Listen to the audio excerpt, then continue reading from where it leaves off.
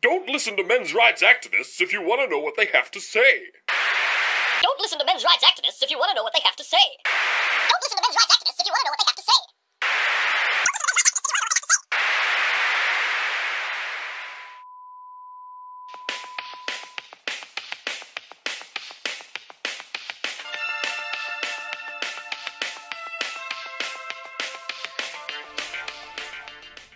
Hello everybody and welcome to another edition of Breaking Badger News. I'm your host Brian and I'm here with Lindsay and we're going to do something a little bit different today.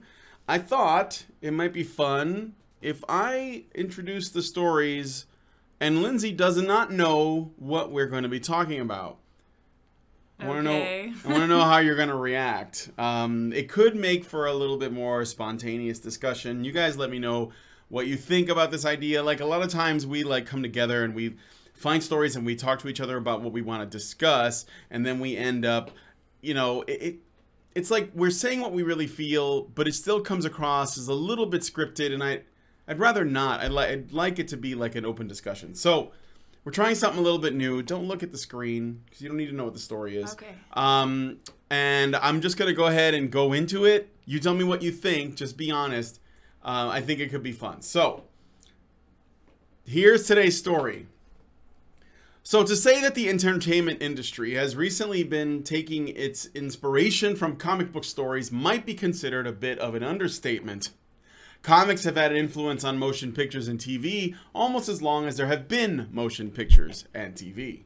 And in the last 10 years, we've seen a massive surge in that genre in these mediums. While the superhero stuff might be exhausting viewers, and I can completely understand that, and the social justice stuff is actually beginning to infect the medium. I mean, if it has, in some ways, it has for a while, but it's really starting to creep in now.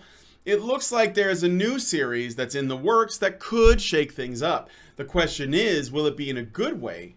And what does that have to do with men? Well, I'll tell you.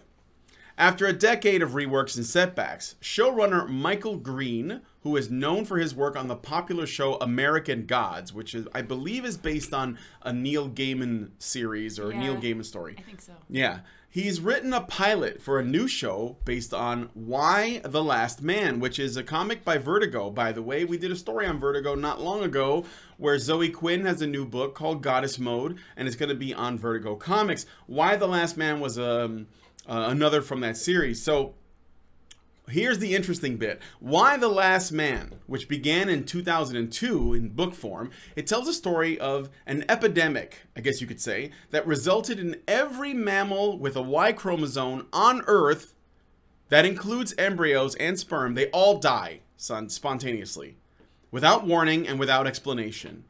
Every mammal, that is, except one human named Yorick, because, you know, his name starts with a Y because it's Why the Last Man. And his pet monkey, Ampersand, who's also male. Society is plunged into chaos and infrastructure collapses almost immediately. Surviving women everywhere try to cope with the loss of basically all the men. And the belief that, barring a rapid major scientific breakthrough or some other extraordinary miracle, humanity will be doomed to extinction because there are no men. Because that's what would happen.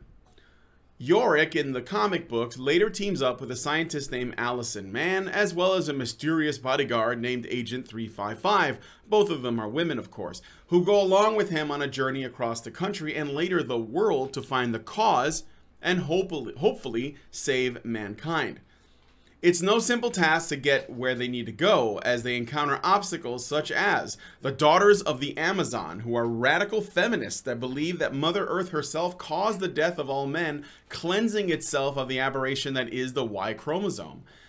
The Amazons burn down sperm banks, they vandalize patriarchal symbols such as churches and monuments, they stole food and equipment because women should be hunters and not gatherers, and they murdered male impersonators as well as trans men, because they're not really women. What? Yeah. Is this a real comic? This is a real comic, yeah. Whoa. Does that sound interesting? It does. It's pretty edgy. They, just like real Amazons, cut off one of their breasts and they fight with bows and arrows. And they want to finish the work that Mother Earth started by hunting down Yorick, the last man. There's also there are also other like sort of characters like the all-woman Israeli military, a gang of pre-adolescent girls with brightly colored guns called the Last Girls, a mercenary ninja named Toyota, and many more female antagonists as well as female supporting characters. I mean, basically most of the characters are female with the exception of the main male character.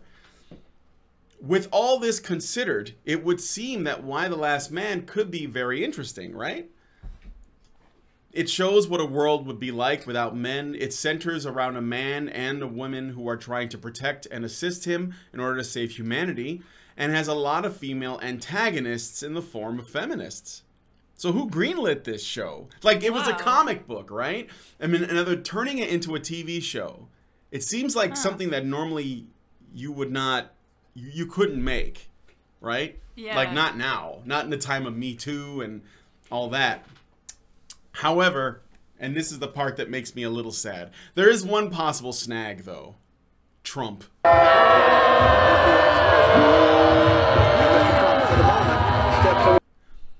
There's a quote from the Hollywood Reporter. In June, Brian K. Vaughan, he's one of the writers for Why the Last Man, he told Comic Book Resources, I believe, it's CBR.com. I recently read a phenomenal draft of the Why the Last Man pilot. Should have some very cool news about another adaptation soon. I've written a draft, Vaughn liked it, FX liked it. We're gonna meet again and talk about it, Green said, adding FX wants to take their time to get the show right. Their thoughts were smart, their notes were smart, he added. While Green was reluctant to share concrete details, Green is the showrunner, he did reveal that Trump's victory slowed the pilot script. So, Trump winning the election changed the show for them. Like, now they're dealing with something else, right? This is what Green said, quote, "It would have been a very different show and a very different development process had the election not been as horrifying as it was," Green said. "I had to put the script down for a couple of months and really reassess it tonally because it became a different creature. It became violent protest. It couldn't not be political. And I had to embrace it, and I had to find my way in. And I had to find a way to channel my own dismay, disappointment, and rage into it. Did while you, still, though? Yeah, really. Did you, though? While still keeping it what it is. For a minute there, I almost walked away." Green also stated that a show about a world dominated by women needs writers and crew with lots of female voices.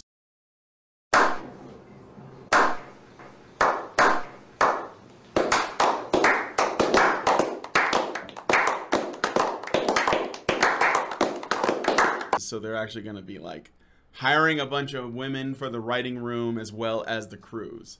That cat needs those pills, and so does women need respect.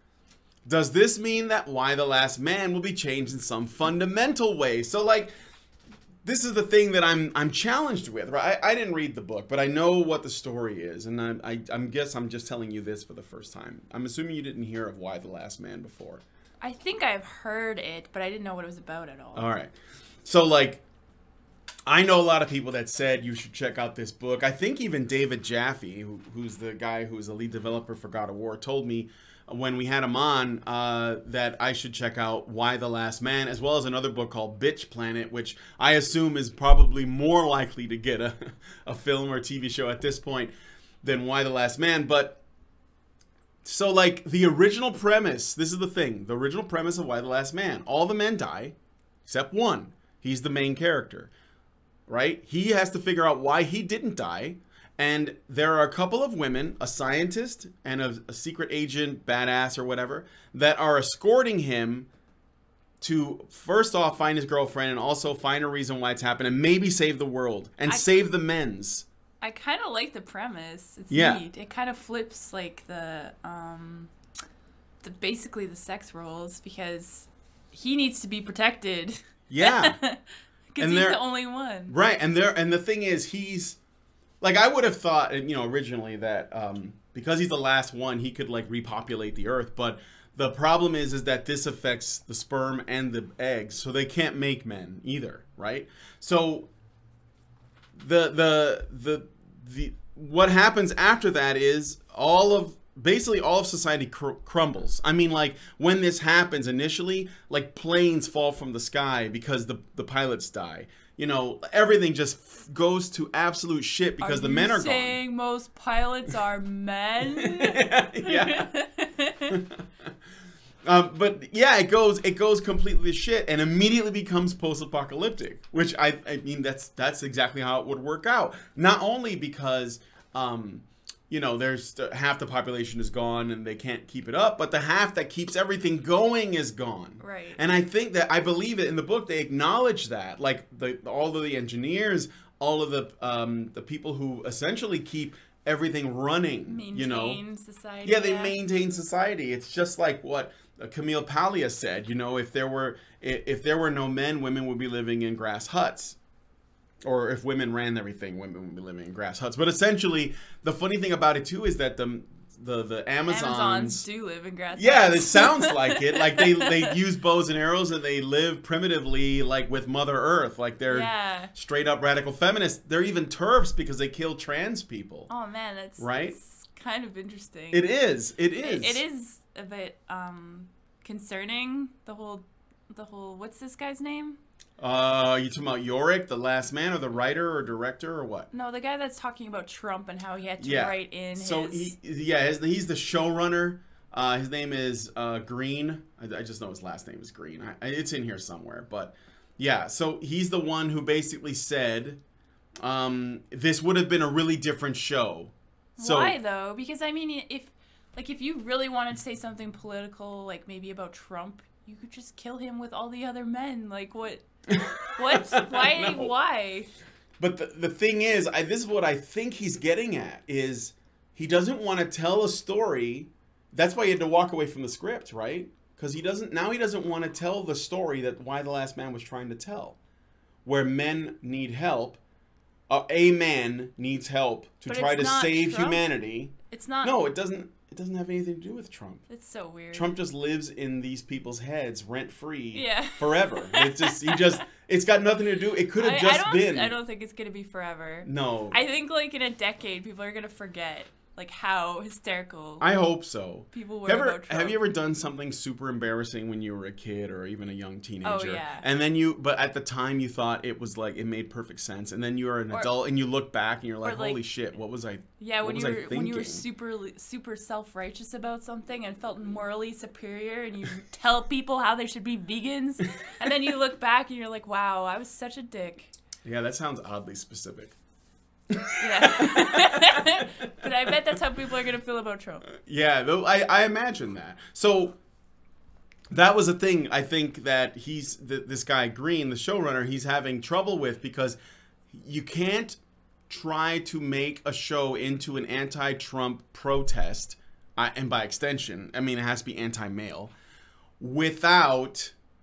I mean, you can't do that and tell this story of Why the Last Man at the same time. Yeah. I don't know how they're going to do it. But for those of you who are watching this that are fans of the book, Alison actually didn't like... She thought the book was okay. I think she liked the idea that there were these women, the good women in the book anyway, that were willing to take risks to save the man. Isn't that and similar, also, by extension, humanity. Isn't that similar to her own comic narrative? Xenospora? Yeah. I don't know. Is it? I'm not sure. I thought women were the...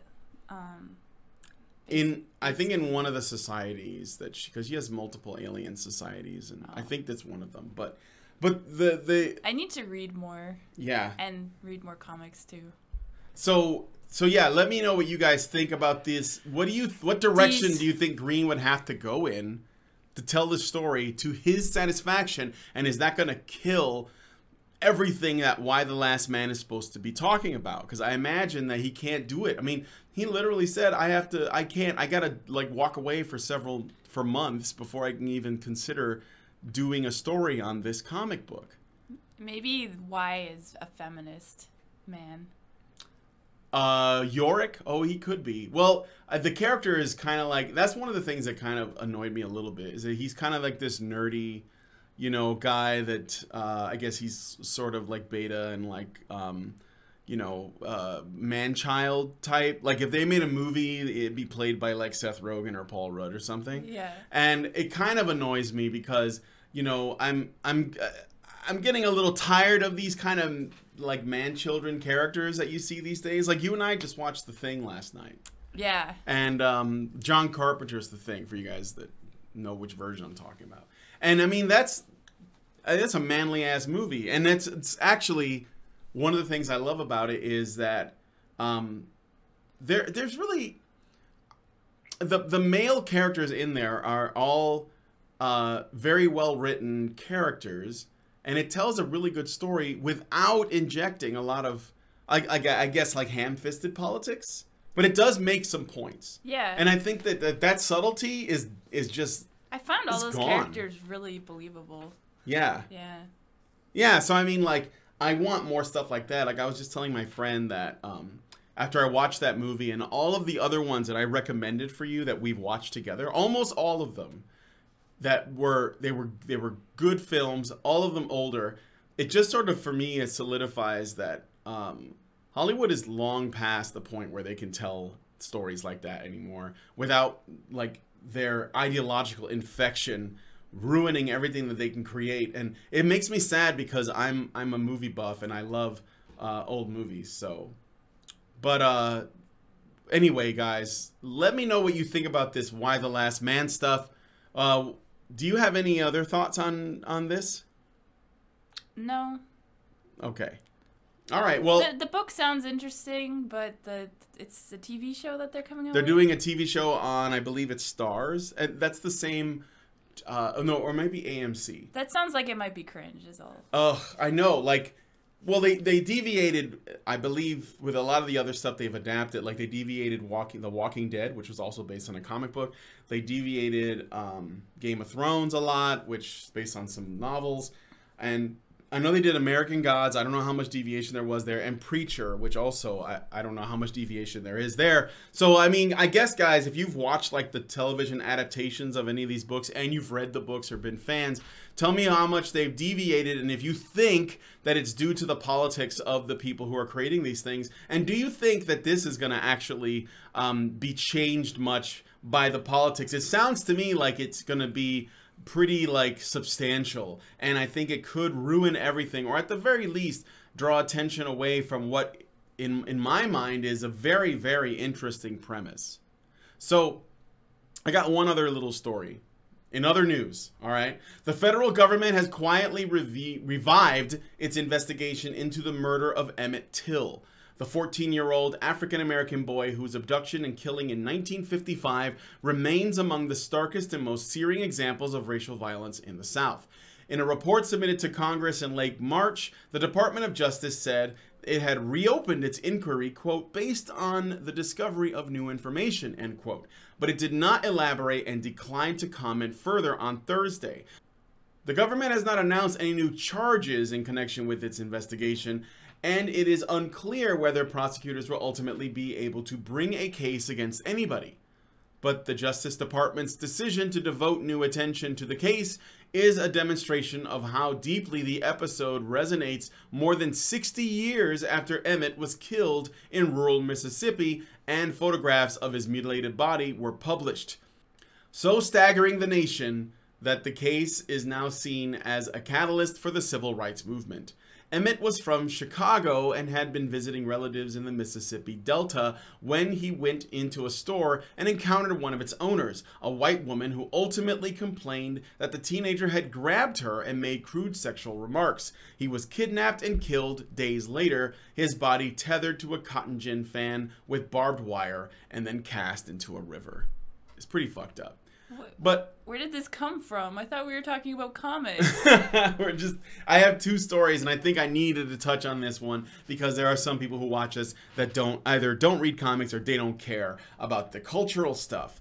So the reason why I wanted to bring up the Emmett Till story is that I guess it's interesting and good that they're reopening the case because, as it turns out, the woman who accused him, there's accounts of her saying that She's got to be dead by now, though. I don't know for sure. 1955? She's probably dead by now. Maybe, or she's just really old. But the thing is, there are accounts that have essentially come out that show that she has essentially said that she doesn't quite remember things the same way, that she's been inconsistent in her accusations. So this is like the Me Too movement before the Me Too movement. And I think that it's interesting that this is coming out now in the wake of the Me Too movement. However, the connection, and this is the thing that annoys me about this, is that the connection here is still going to be based on and focused on the race of Emmett Till. But I don't think it's actually about that. I think it's more about the fact that he's male. Because the fact that women can make accusations and men will respond to them. And we've always done that, right? This woman could have, in fact, felt as though she was assaulted or touched in some way or whatever, and then made the accusation, and then Emmett was lynched for it. But I think I race don't know. probably did play a role. It may have, but I'm more like inclined. A bigger role than being male. You think so? Yes.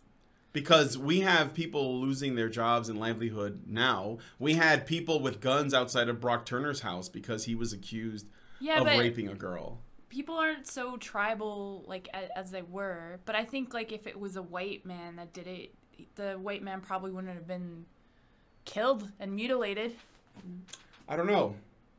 I don't know about that because we don't tolerate rape.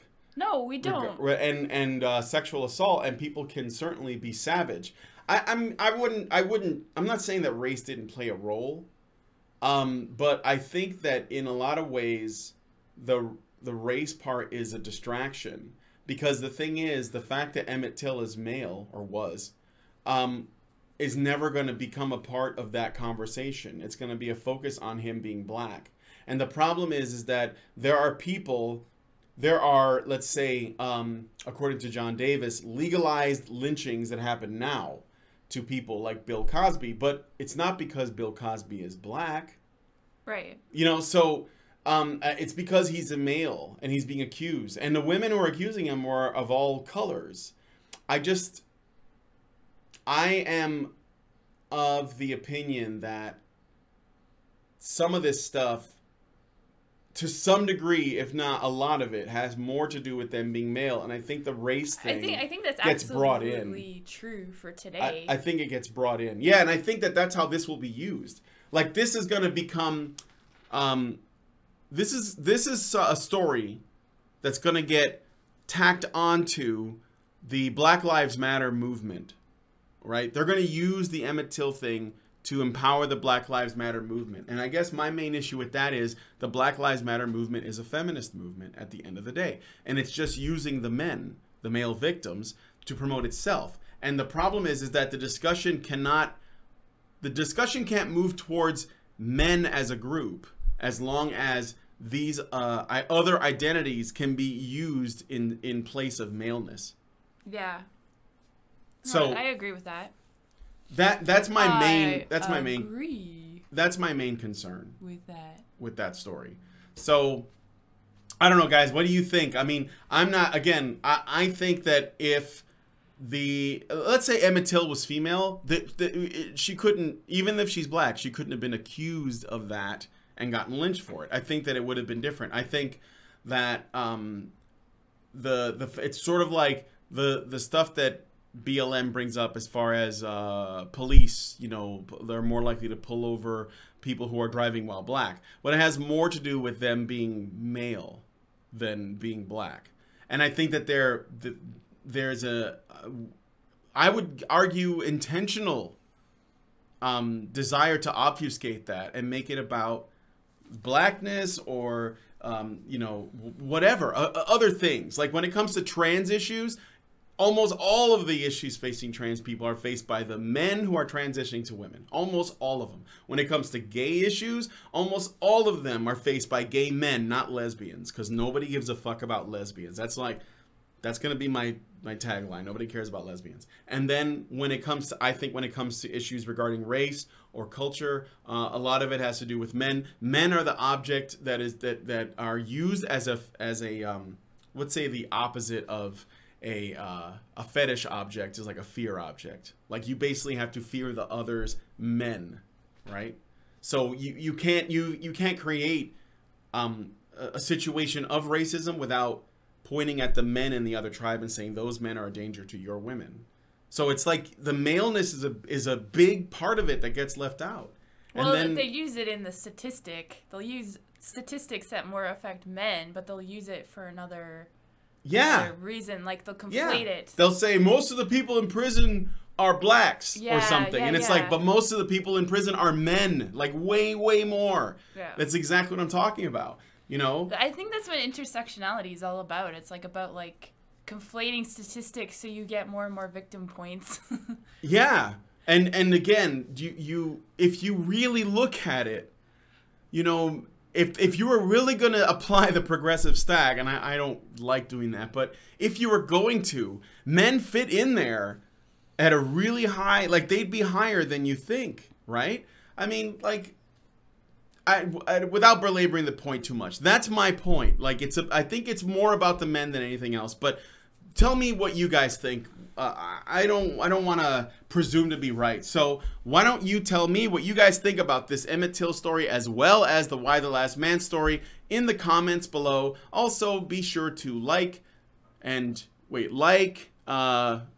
notifications, subscribe, share. I think you have to subscribe and then hit notifications. Yeah, well, do it subscribe and then hit notifications, because subscriptions don't count for much anymore these days, as a lot of times people don't get notified when our videos go live. So with that said, I'm going to go ahead and wrap this up.